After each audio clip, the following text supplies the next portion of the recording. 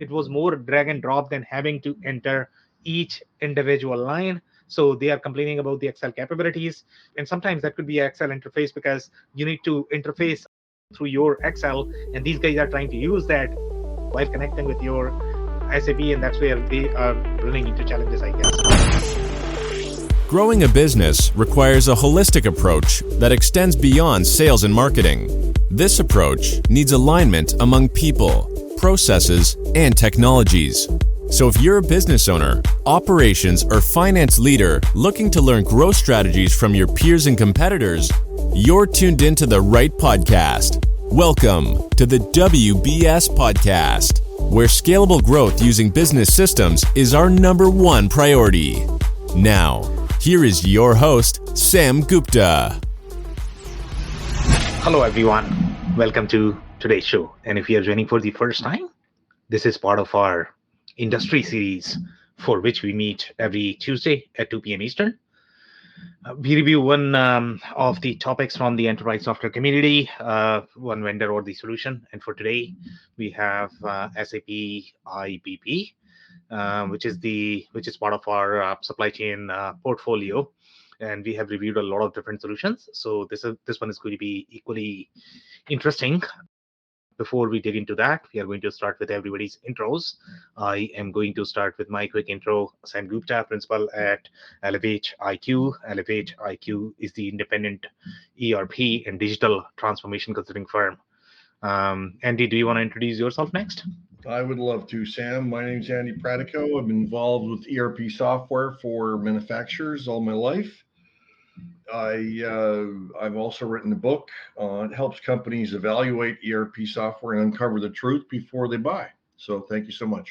Okay, amazing. Thank you so much for being here, Andy. Shrestha, do you want to go next? Yeah, thank you, Sam. Hi, everybody. My name is Shrestha Das, and I'm part of the marketing team at Elevate IQ. And I'm super excited to be here today. Okay, amazing, guys. So thank you so much once again for being here. And if you're in the audience and joining for the first time, make sure you guys post your questions, comments, whatever stories you might have. We typically utilize them during our review. So excited to review those. On that note, I'm going to start with the quick briefing, guys, of the solution. So as I had mentioned, this is part of that the whole supply chain suite portfolio, and supply chain suite and ERP suite. We have been talking about the differences with those. So this is going to be the supply chain suite, and from supply chain suite perspective, we discuss many different perspectives, and one perspective is going to be the three legs that we generally like to talk about, which is going to be your the whole planning, execution, and network. And in this particular case, this is probably going to be comparable to Oracle Gmentra, and that's what we had discussed last time. So there are layers to it in terms of how much network they are going to have, how much execution they are going to have, as well as planning. Obviously, if you talk to SAP, they are going to position that they have fairly comparable capabilities, compared to any of the leading solutions in the market. But when you are going to look under the hood, the capabilities are not going to be similar, especially if you look at the pure play supply chain suite vendors. And that's why you would notice that, E2 Open, Blue Yonder, you are going to see them a lot more installed in both ecosystems, SAP as well as Oracle. For today, we are discussing SAP IBP. So generally, customers have a choice to make between SAP IBP versus some of the best of breed solutions. So depending upon what their preferences are going to be, in general, if they go for something like SAP IBP, then they are getting a little bit of integration, out of the box. From SAP perspective, you are dealing with one vendor, but again, the capabilities are probably not going to be similar. So overall, I guess in my mind, the way SAP IBP is positioned, it is going to have the whole analytics planning component, which is generally easy. The components that probably SAP IBP is not going to have.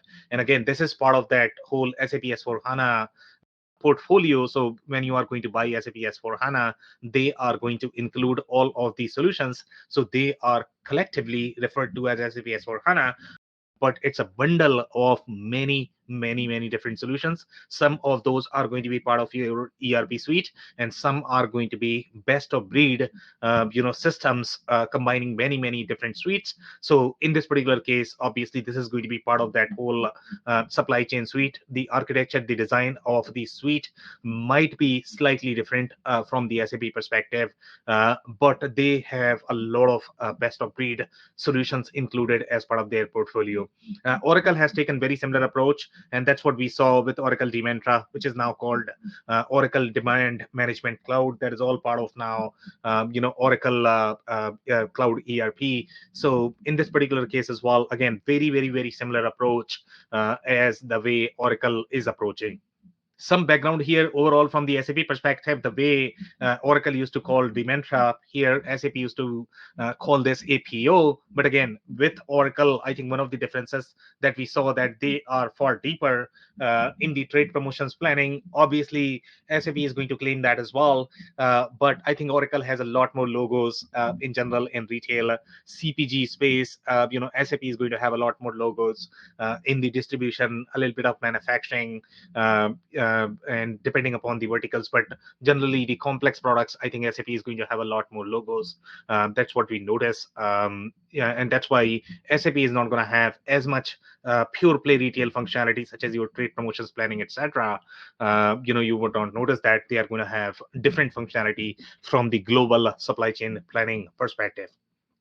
If you look at some of the user comments, they are probably going to feel that this is more of the demand planning tool, and they are not going to have as much statistical forecasting options, and that is the term used in the supply chain community. So again, if somebody has used enterprise grade supply chain suite, they are going to feel that this is slightly limited compared to your E2 Open Blue Yonder. I would say O9 is another one, and then Anaplan. I think those are real enterprise grade supply chain solutions.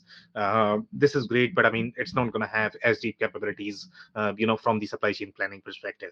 Competing technologies, obviously we have reviewed a lot of them. Oracle Dementra we reviewed last week. Info Nexus, again, they have a little bit more network. With SAP, they are going to claim that they have Ariba, which is probably the largest business network, but in my mind that network is more P2P. They don't have all of those layers from the external supply chain perspective, and they are going to, and I don't know how much integration they have done, but that's not the complete network when you look at the pure play business network and pure play business network players. If you look at some of the collaboration happening, especially in the supply chain space, Thoma Bravo, which is the private equity, they have a lot of different supply chain solutions in their portfolio, and you would notice that they have collaboration between QAD and Anaplan. They have those two in their portfolio, as well as Coupa, which is slightly more P2P platform. Ariba is going to be comparable to that. So their network is going to be very similar to Coupa. Yes, from the P2P perspective, you are going to have some supply chain planning component, but it's not complete. It is going to give you visibility into spend, but that's not complete visibility when you look at the overarching supply chain. So again, very different perspective, but when you talk to any of the sales and marketing folks at SAP, they are going to say that they have business network, but that may not be comparable to the other solutions that we have reviewed. But most of the major ERP vendors, especially if they are going to do any sort of business and retail distribution manufacturing, they are probably going to have very similar capabilities. You have QAD, which also has similar capabilities, but more from the manufacturing perspective.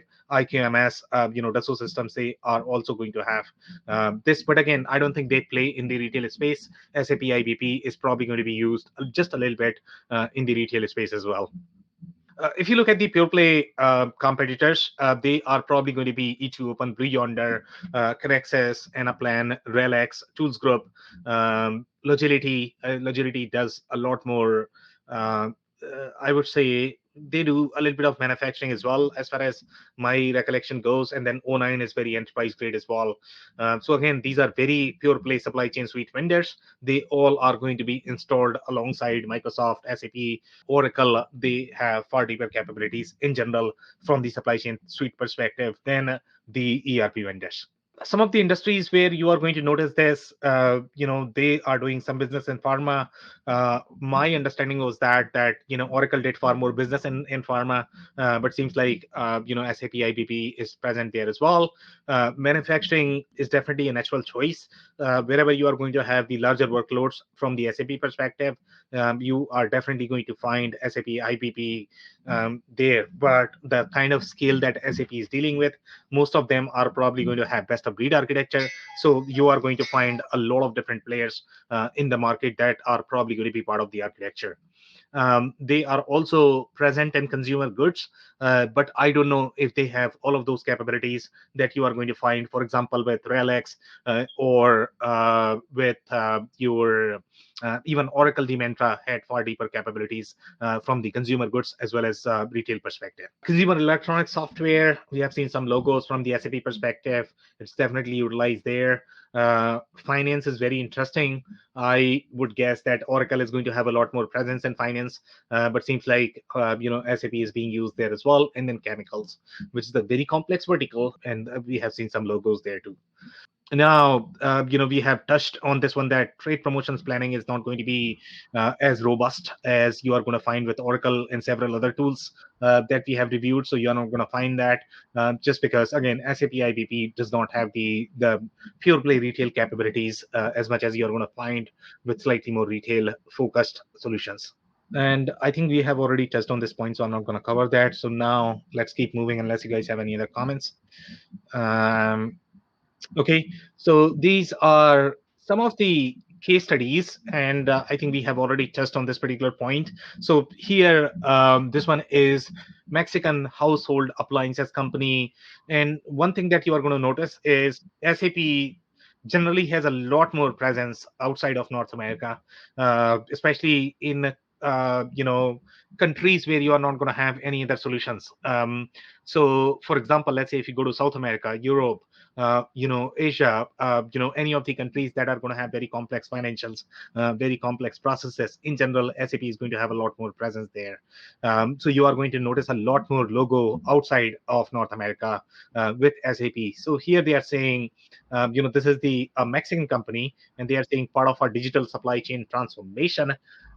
MABE streamlined these processes using SAP Business Network integrated with SAP IBP. They are calling this SAP Business Network, and they are saying, using manual means to collaborate with direct materials suppliers on production planning, inventory, and quality processes. In my mind, this is a very P2P centric process. So this would be more of the Ariba sort of play, but they are using the analytics from the SAP IBP as well. So again, the network is going to be very limited in my mind, because the only thing you are getting is those direct material supplier, which is a very limited view from the supply chain perspective. So they are doing easily evaluate demand, make production plans, share those plans with suppliers, and obtain suppliers commitments. So they are doing a lot more supplier collaboration piece, which we also saw with Infor Nexus, I would say.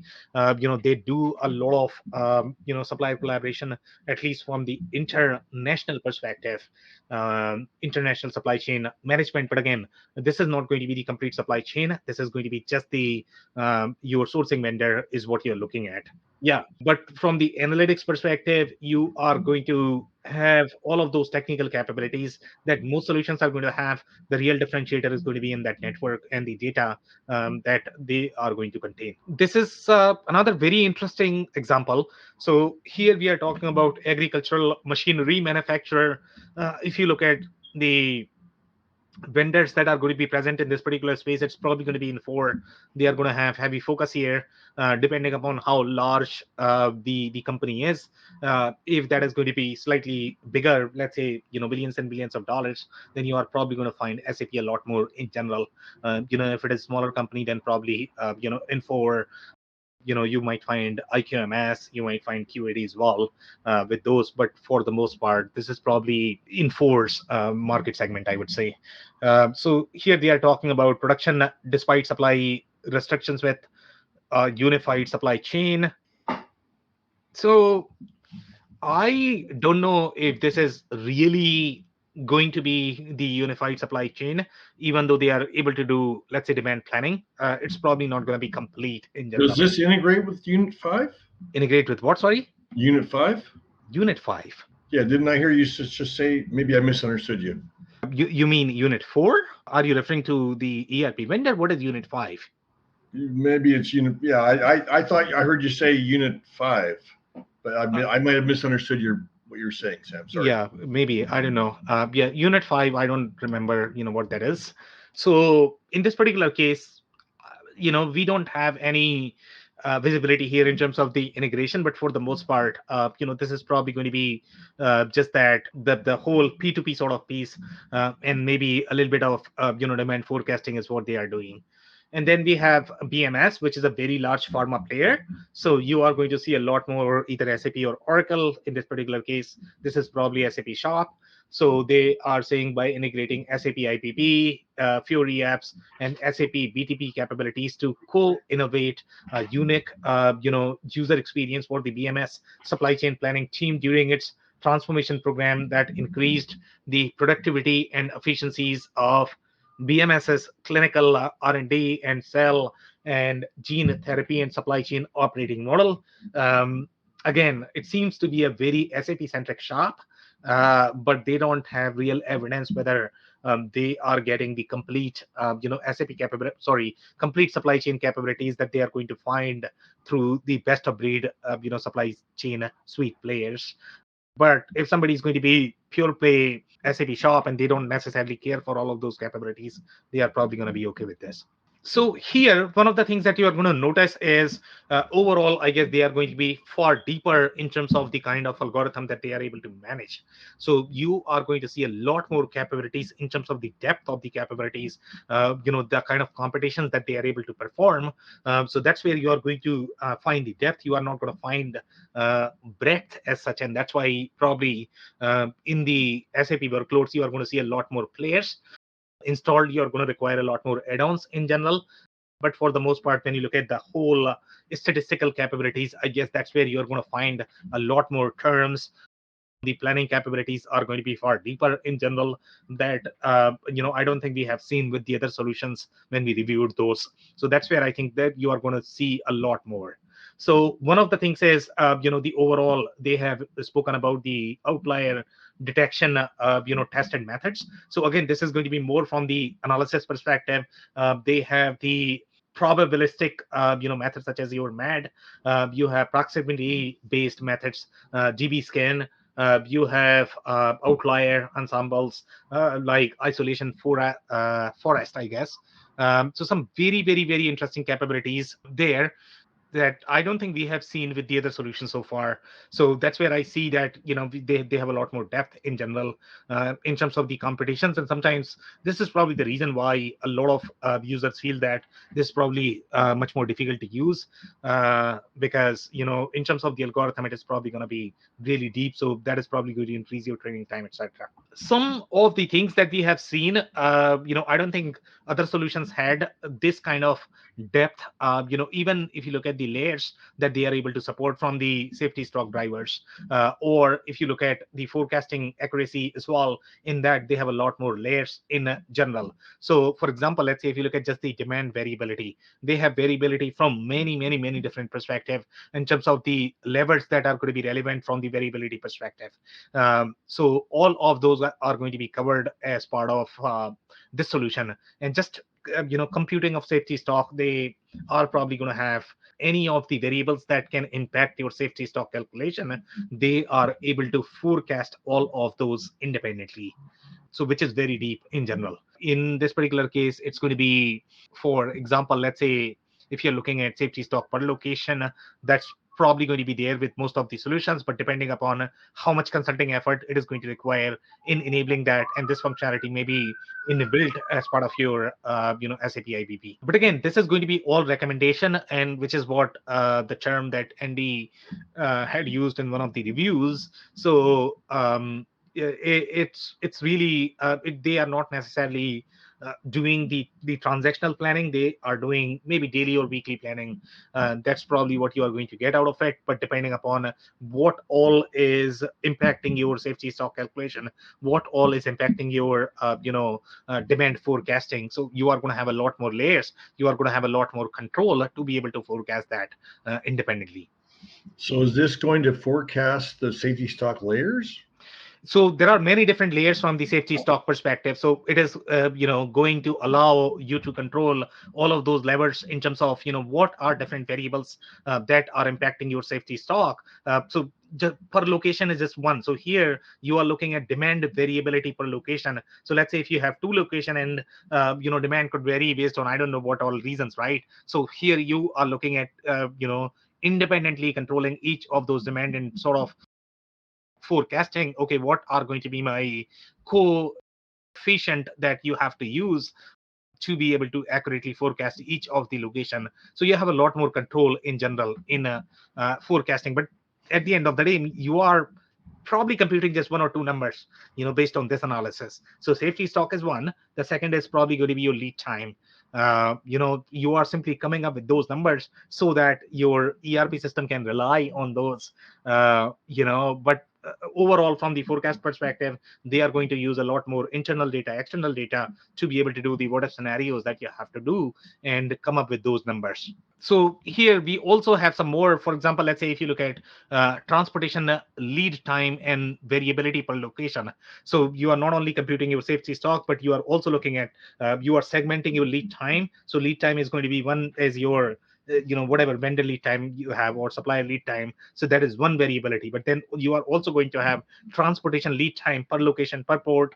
How many different legs and hops that you might have. So you are able to compute all of that. But at the end of the day, you are computing the lead time for each of the part, each of the location that you have to input inside your ERP. Here you are doing the planning for all of those variables that impact your plan. It's very, very complex. It is very complex, and forecast, this is what is going to drive your inventory, and this is what is going to drive your supply chain planning. This is what is going to drive, okay, how many parts do you need to produce. So this is not necessarily intraday planning. This is the slightly more, I would not say macro, it's slightly deeper than macro. It's probably daily planning. So I would say the perspective is different, but you are computing all of those variables that impact your supply chain planning. Because once you have this down, so let's say in the ideal world, if you know your lead times, your safety stock, uh, your transportation lead time, then you would probably not have any problems, right? But that's not how the real world works. And that's where you have to forecast this to be able to produce the right amount of inventory, to be able to produce the right product that can be positioned at the right locations. So here you are doing transportation lead time variability per location per product family, per location per product family. You have production lead time and variability per location. This is your production lead time. So you are computing that as well, even though that is going to be in your control. But for the most part, you have to compute all of this. And this generally, let's say if you're going to be a very small vendor, you just don't have as much variability. And that's why you probably don't need to worry about this. But when you are going to be operating at a global scale, then you have real problems, because you are going to have interdependencies between your plans. You are going to have external dependencies. You are going to have supply chain disruptions. So all of those need to be accounted as part of your planning algorithm. Okay, now you have some more very interesting capabilities here. And some of these capabilities, for example, let's say if you go for slightly more technical tools such as your ANA plan, okay, so they might allow you to build whatever you want. They might not have these capabilities built. So you require a little bit of tribal knowledge, proprietary knowledge, to be able to model this. So this is what you are going to get. Let's say if you go for SAP IBP, because that is going to be slightly more functional view, but then obviously that is going to increase your training time, because you need to understand, okay, how SAP is recommending planning and how you are going to be go from your point A to point B. So you would require learning, okay, how SAP is recommending, and if all of that is going to be relevant for you as well from your supply chain planning perspective. So that's where you are going to increase a little bit of consulting cost. With Anaplan, you are going to have a lot more flexibility, but then you are looking to build all of this yourself. So you are pretty much on your own. Okay, but I mean, this is a very interesting modeling as well. Here, you are able to model the service level scenarios in terms of whatever SLAs that you might have, uh, whether you are looking at your internal KPIs in terms of the service level, or you are looking at key customers, customer groups, whatever, service levels that you are measuring, you are able to accommodate all of that, not only at the customer level, also at the ABC code level, your product group, etc. So all of that you are able to do as part of the product itself, which is very deep capability. Again, when you compare this with ERP capabilities, they are designed to be different. Here, the perspective is going to be to output bunch of numbers that are going to be used by your ERP system. But again, here you are looking at very recommendation centric planning.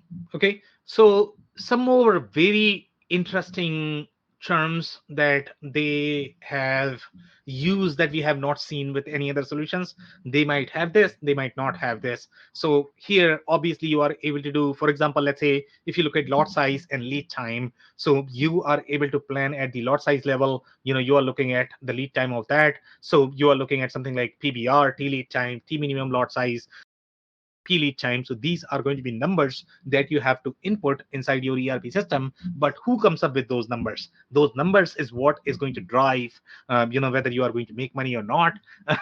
And coming up with the right numbers is always, rocket science, and that's where these tools can help you with that. This is going to be your periodic, batch review, that you are sort of looking at the historical data and you are seeing, okay, what's the impact of when you change these numbers, in terms of your production plan. So that's where you are going to do a lot more, what if scenarios to come up with these numbers. Then you have T lead time, you have T minimum lot size. So there are many, many, many different terms. So for example, let's say if you look at the T lead time, that's going to be your total time from receiving an order to having it available to use. So that's the total time, but you can segment this further, and you can plan each specific component of that lead time as well, because the more granularity you are going to have from the planning perspective, the more control you are going to have on that. And then you are looking at T minimum lot size as well. You need to come up with the appropriate number, that you are going to use, and based on that, you might have completely different production, completely different KPIs. So obviously you are coming up with these numbers to make sure that you are going to have the right amount of churns from the inventory perspective, right amount of production, as well as sales. So some very interesting terms that I don't think we have seen with other solutions so far. Okay, they have also used a term called gating factor. And again, I think this is going to be important more from the global workload perspective. So this is something called critical element or a constraint that determines the pace at which the processes can be completed. So again, you are doing a lot of buffer analysis, etc., but they are using that factor, and they are using that pretty much everywhere, wherever they are planning. So that's a very important metric as well. And common examples of gating factors is going to be your lead time, capacity constraints, any of the capacity constraints that you're going to have, supply reliability, demand variability, logistics and transportation, regulatory compliance, any of the inventory levels. So for all of that, they have the gating factors, which is a very interesting piece of functionality. Okay, this is case study. This is coming from consumer goods. It's in New Zealand.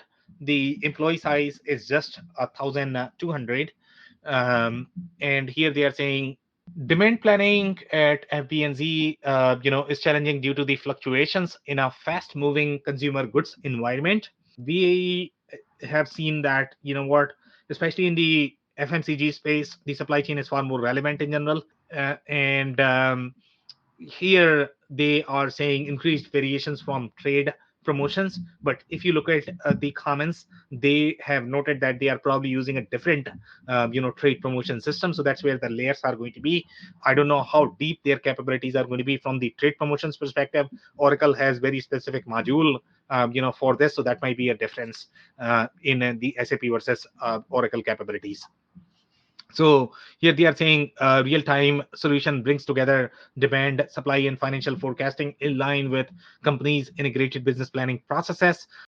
Then they are saying SAP ERP central component, which is your SAP ECC for master data and incremental volume forecasting from its trade promotion management system.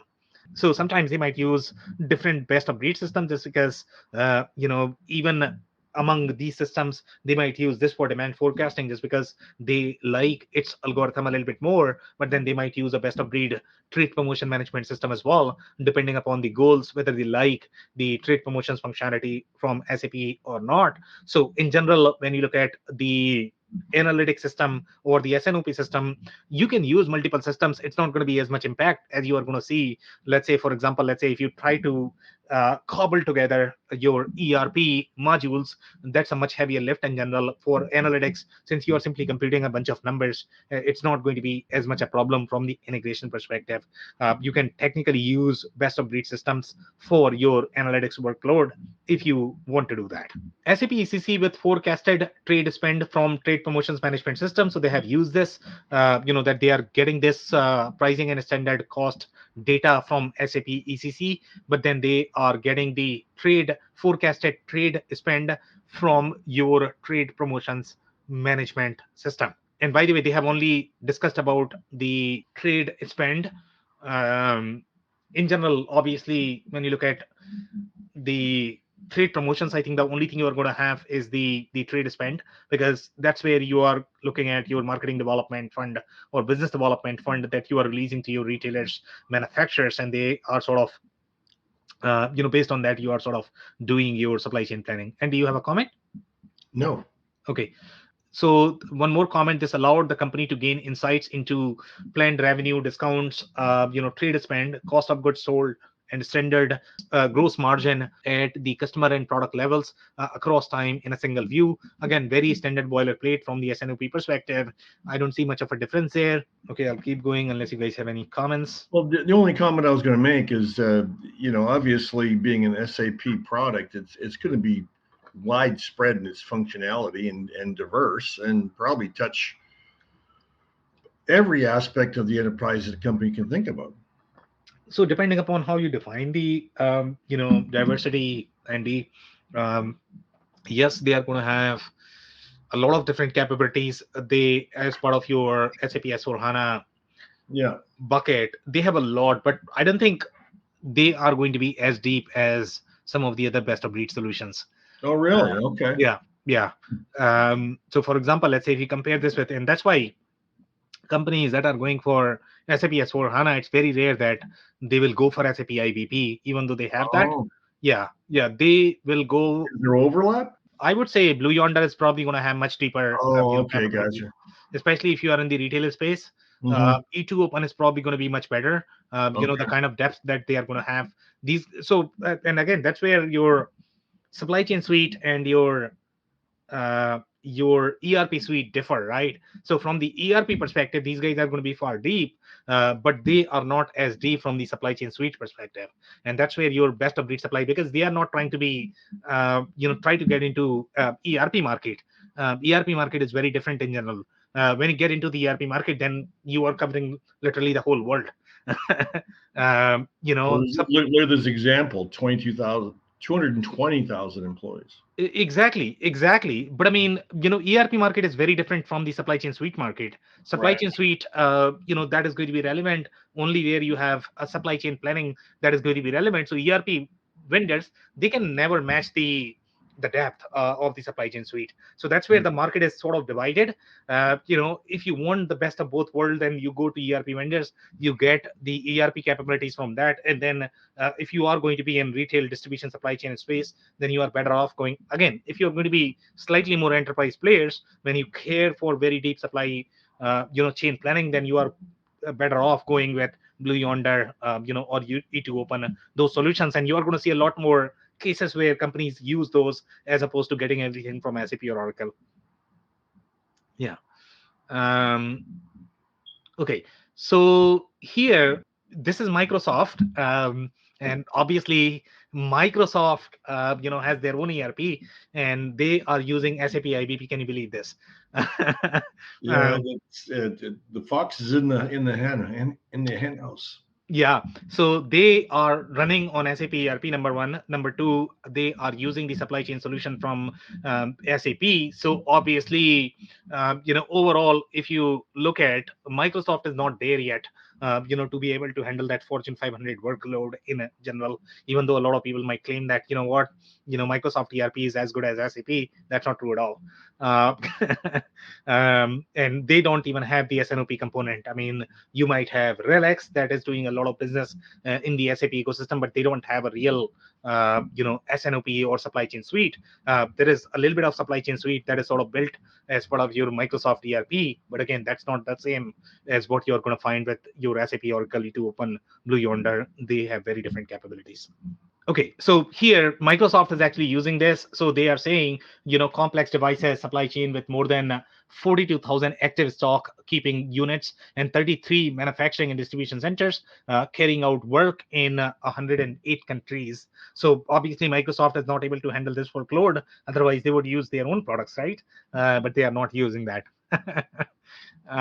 Microsoft has since going live with solutions, Microsoft has reshaped, its planner roles, and obviously this is all coming from the supply chain department. So their planners are using SAP, capture data from different legacy systems and multiple Excel worksheets. So that's how they were doing it before, but now they are using SAP IBP system. Microsoft also, I don't think they have any network whatsoever. SAP is going to have at least some network, so that's where the real differentiator is, from the SAP perspective. In general, Microsoft, SAP, they both have very close relationship because SAP does not want to use anything from Oracle anymore because Oracle has become much bigger, ERP vendor in general. So SAP is trying to align with Microsoft, and that's where, if you look at their programming languages and the databases, they are using a lot more Microsoft technology. Microsoft is using SAP's technologies to run its business. So a far deeper collaboration in general, between SAP and Microsoft. So here they are saying using SAP integrated planning, SAP business network for supply chain. So obviously Microsoft does not have that. Microsoft is going to claim that they have some network as well. There have been some conversations, but again, they are not there yet. Various scenarios, as well as create simulations and more realistic plans. This frees from the firefighting exercise of old and allows them to adopt a predictive planning approach, creating plans that better fit customers' expectations. In terms of planning cycle time, this now takes less than a day.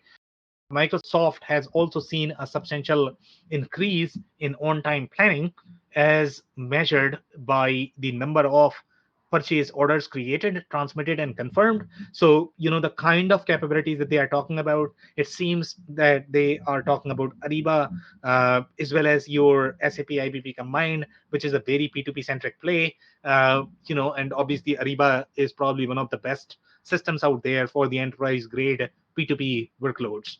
As a result, there has been a reduction of unconfirmed orders and a corresponding improvement in customer satisfaction.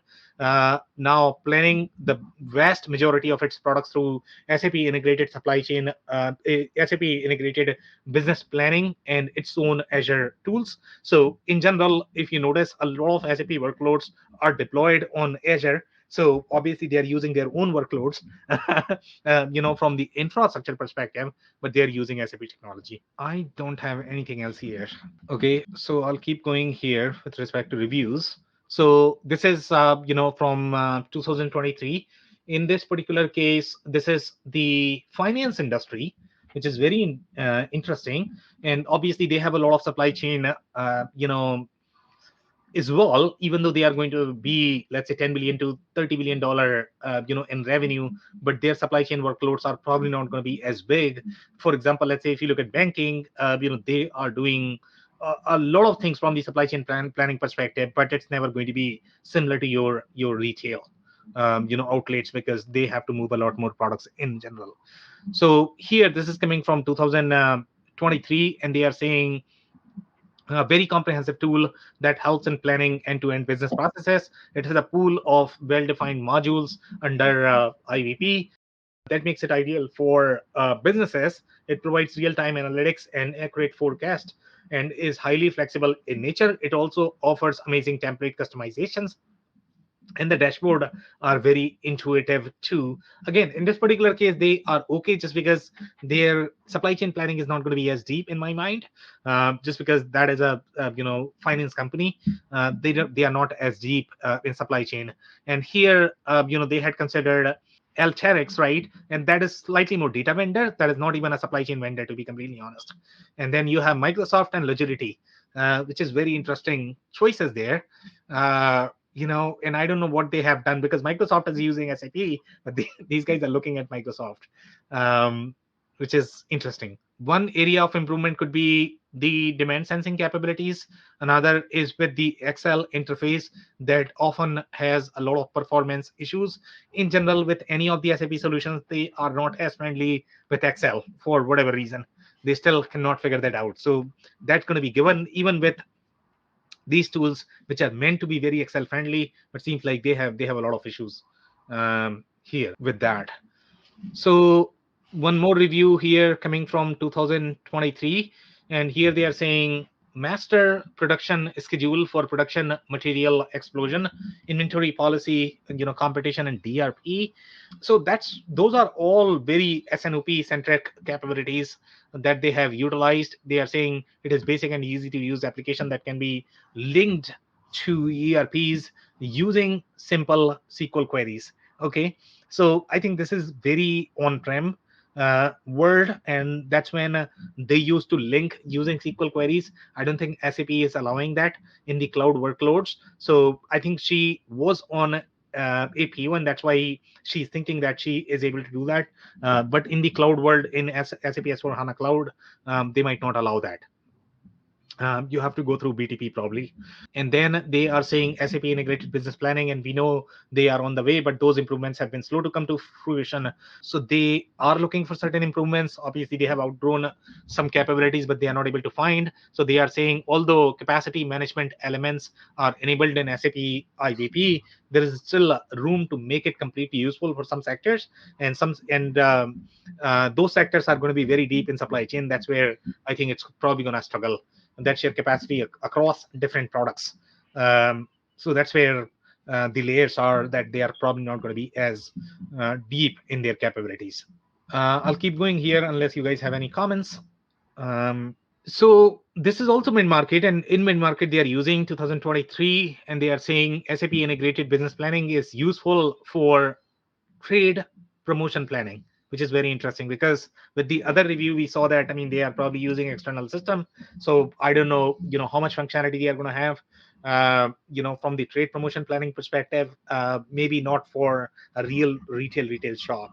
They are saying demand management, future financial calculations, profit loss, inventory management, and effective manufacturing material planning. They are saying SAP IBP planning is a fantastic tool for preserving massive amounts of data, multi-linked tables, etc. We mostly use it in our project to track inventory, sales, refunds, and so on. And the simplicity of modifications made it helpful across the business for testing in any setting. So yeah, so very interesting comment there. But again, they are using this for mid-market. Obviously, this is a very enterprise-grade tool. So very interesting review. One more review. So this is enterprises probably aligned. So here they are saying it's output integration with Excel. So two comments. related to the Excel capabilities. With Excel might be cumbersome at times. I wish it was more drag and drop than having to enter each individual line. So they are complaining about the Excel capabilities, and sometimes that could be Excel interface, because you need to interface through your Excel, and these guys are trying to use that while connecting with your SAP, and that's where they are running into challenges, I guess.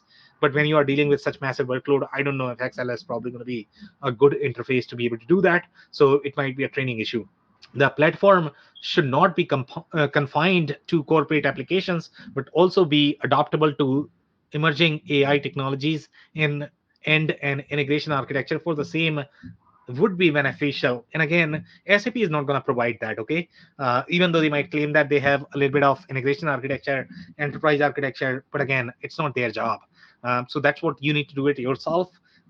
You probably need to hire a bunch of consulting companies who might be able to help you with that.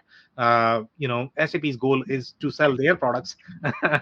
Their goal is not necessarily to tell you, which technologies you might be able to use with SAP. I've seen numerous times when working in SAP IBP that it would crash. Can you believe this? And this is coming in 2023. I believe this is because it utilizes a lot of operating RAM. So depending upon where it is deployed, sometimes this could be your infrastructure.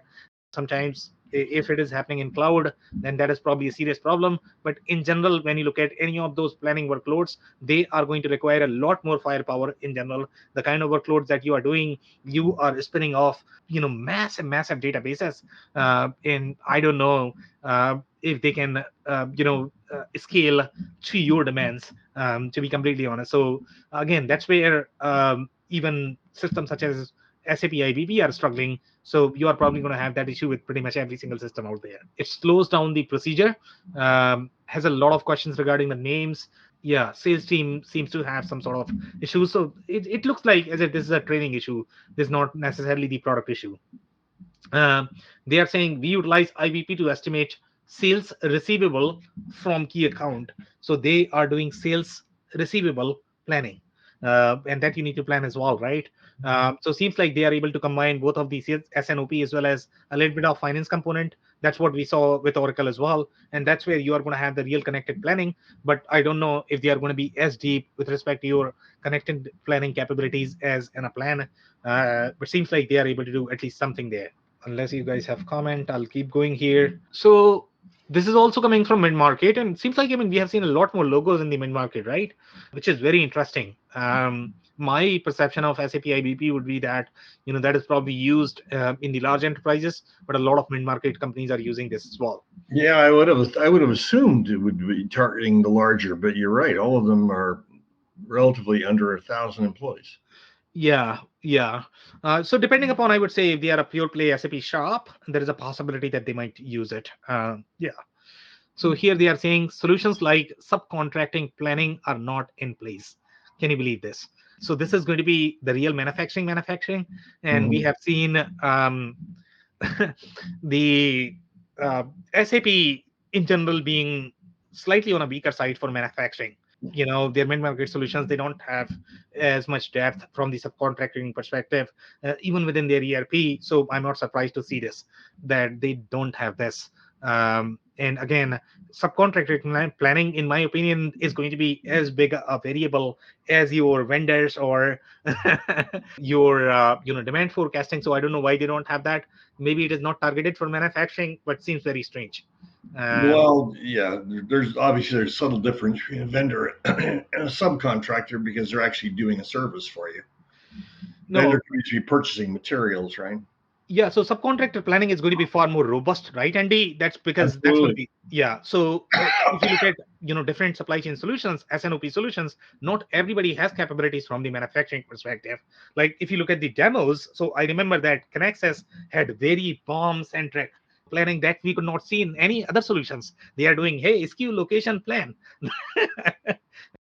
BOM is very different, right? Because BOM is going to have a lot more dependent variable, and for each of those you need to plan. And finally, you need to plan at the independent and dependent level. So again, manufacturing supply chain planning is very, very, very different. And seems like, I don't know whether SAP IBP is really used for that or not.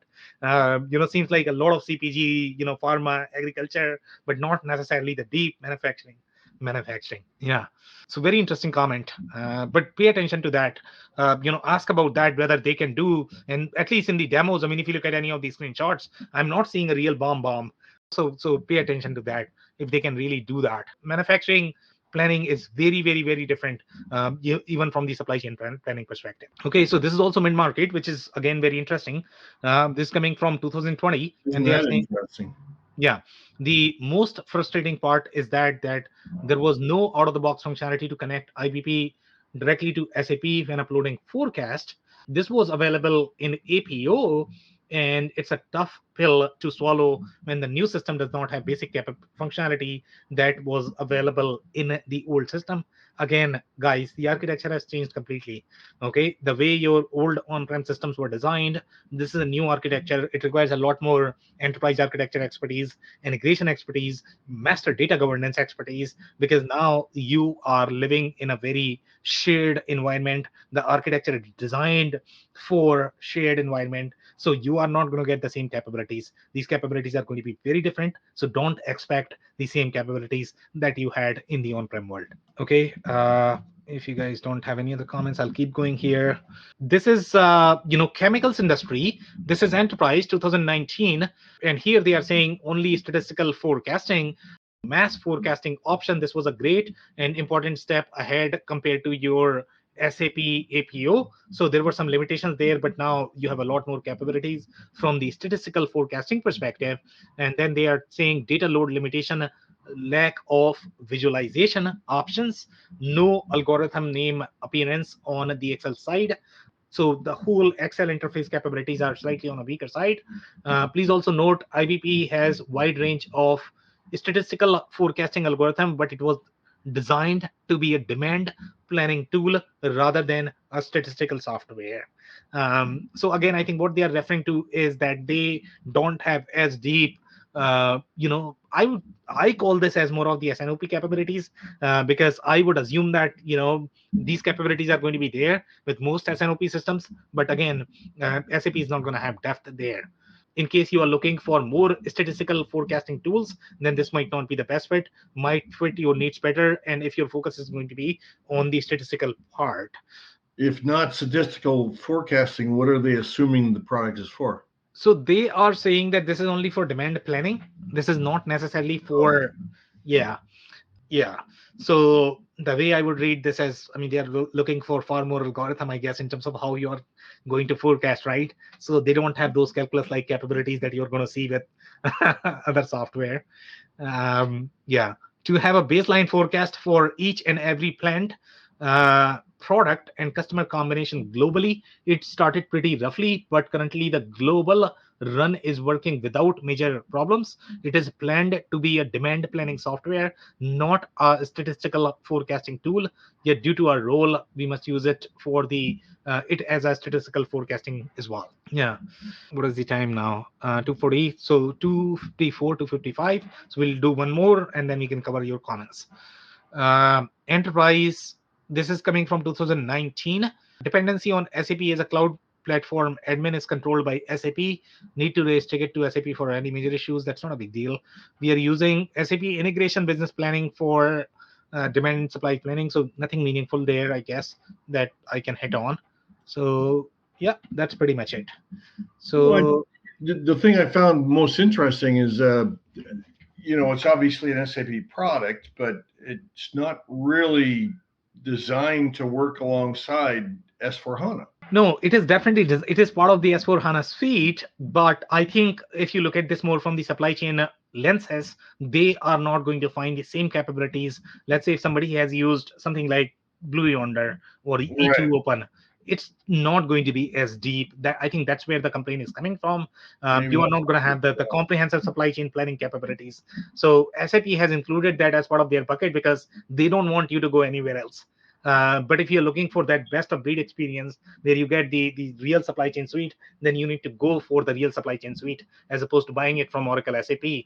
Oracle SAP, they are not necessarily, even though they are including it, but it's not meant to be a real supply chain suite. Even S&OP capabilities are not as deep. ANA plans, they are probably going to be really, really deep in all of this. Yeah. More comments, Andy? It's interesting that it's an SAP product, and yet probably S/4HANA customers are going to be using third-party tools. Yes, at mid-market, I don't think they have as much IT budget, because when you are going to get these best of breed tools, then you are looking for very complex integration, and then you are looking at a lot more expertise overall from the enterprise architecture perspective.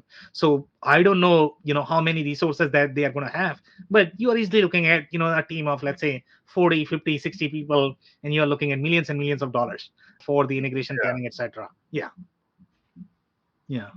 Mid-market customers, they don't have that kind of budget. No, they don't. It's Yeah. completely different market. Yeah, Absolutely. and this is going to be just from the vendor resources. This is not even your internal resources.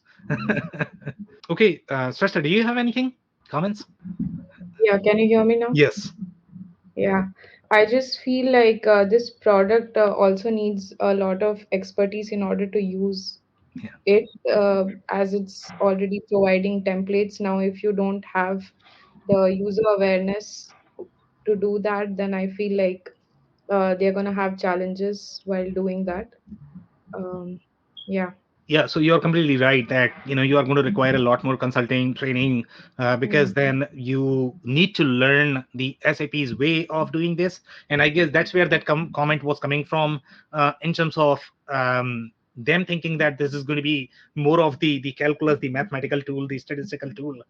Now they are learning more of the SAP way. Hey, this is your gating factor, just define your gating factor, and then you are going to be good. So depending upon what you want, do you want a lot of flexibility? If you want a lot of flexibility, then this is probably not the right tool for you.